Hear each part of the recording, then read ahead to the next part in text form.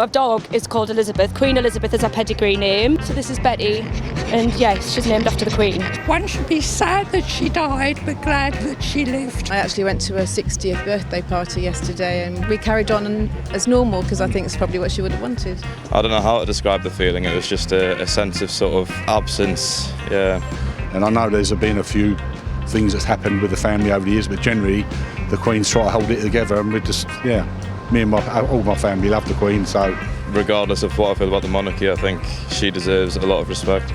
Well, I mean, I look at it from a historical point of view, so I did history at university, so I'm finding this all very, very interesting. I'm quite pro-royal in one respect because they bring a lot of tourism and stuff like that, but I think it's a bit of a funny one now when we're going through a cost of living crisis to have all this money being spent on a state funeral when people are struggling to pay their bills. So as much as I love the Queen, I think it's just a bit tasteless at the moment for everybody to be kind of forgetting about the energy bill crisis and forgetting that people can't feed their kids for the sake of one person dying. I think it could have been maybe toned down a little bit just to, keep in line with how the rest of the country's feeling about other things at the moment. It'll be a state funeral to some great expense at the taxpayer. I think you're happy to be used. Absolutely. She's done 70 years. She's never put a foot wrong, and she deserves everything what she's getting at the moment. Everything. Yeah, I mean, you've got to think about the whole sort of economic picture. I think overall the monarchy probably brings in more money than what it spends. I think there's a lot of arguments about, there's cost of living crisis, there's people on the streets, etc. But I think if you got rid of the monarchy, those problems would still be there. So I think what the monarchy can offer, not always does offer, obviously there's massive problems with a lot of them, but what it can offer, the sort of all the people on the streets, the sense of cohesion, happiness, the sort of force of public mobilisation that the monarchy can offer just overcomes the economic side of things. I mean, I think it should be funded by the royal family, to be honest with you. It's not like they're short of a penny of their own personal fortune. So given the state of the country at the moment, I think it would be in better taste if they paid for it themselves. It's just in bad taste to be spending all this money on a funeral. If the royal family came out and said that they were paying for it themselves, I think people would have a lot more respect. But I suppose this is why, people are annoyed, because you've got such massive disparity with wealth at the moment, and it's, they keep saying there's not enough money to help people with their energy bills, but there's all this money to spend on a jubilee and now a funeral. Like, how come there's not enough money for the normal person, the normal taxpayer? In Edinburgh, women held up a sign that said, "Fuck imperialism, abolish monarchy," and she was arrested. What do you make of that? Yeah, she absolutely should not have been arrested. I mean, I'll defend to my death everyone's right to say how they feel about anything. Shouldn't be. They should try and push them away. It's very private for the family and for us as well. Yeah.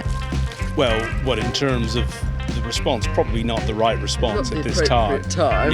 Yes, if people are obviously entitled to feel that way about abolishing the monarchy, but probably now is not the right time to do it. In terms of arresting the person, well, hopefully they wouldn't go to jail for it, put it that way. You're going to get anti-anything, and because we have freedom of speech, as opposed to a country that is a dictatorship, you are allowed to say that, and that is why it's so good to be in a country that is not a dictatorship or run by an autocratic government, because you have freedom of speech. Everybody is entitled to their views, and everybody is allowed to say their views in this country, and that's what makes it so good. Well, we should be allowed to say it's freedom of speech, so we should be allowed to say whatever we want. If somebody doesn't agree with the monarchy, they should be allowed, as a democracy, to be able to say that they're not happy with something.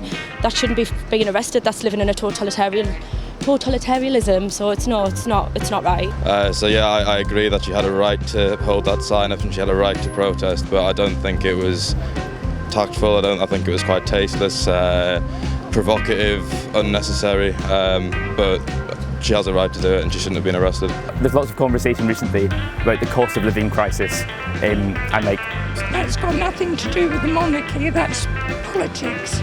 They will come again when you've got to have your priorities. The priority now is to look to the monarchy, to look to the Queen and what she gave, and to her funeral, and to look forward to the continuation of the monarchy with a new king and a new Prime Minister. which happened in a most brilliant way, because the Queen fulfilled her final duty and did it for a new beginning for everybody. And the energy crisis and all that politics will wait. And then when all of this is over, it's going to kick in. We're going to realise that none of that stuff has gone away, and it's going to be hard, and it's going to be a hard winter.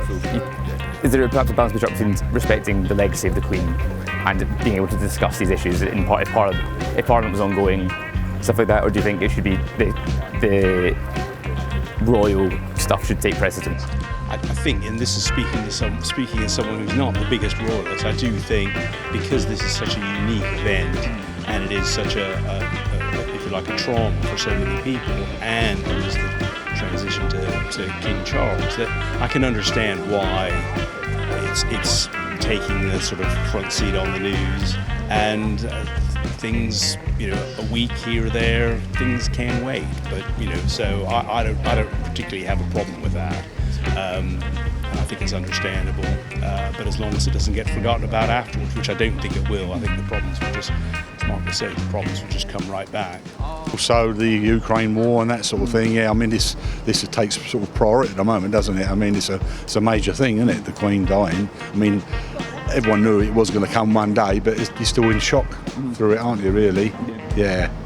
I must admit, when I come home on Thursday, my wife is sitting on the settee crying, so she's quite upset about it, so yeah. It's unfortunate timing in that sense, because obviously it's an intensely important discussion, but probably necessary. I mean, things are still going on behind the scenes, I imagine. I know the announcement was made yesterday, or whenever it was, of the 100 billion in borrowing. So I imagine all those arrangements are still being made. So I don't think it's a pause on the actual policy and process, just a pause on this discussion. Do you think the monarchy will survive?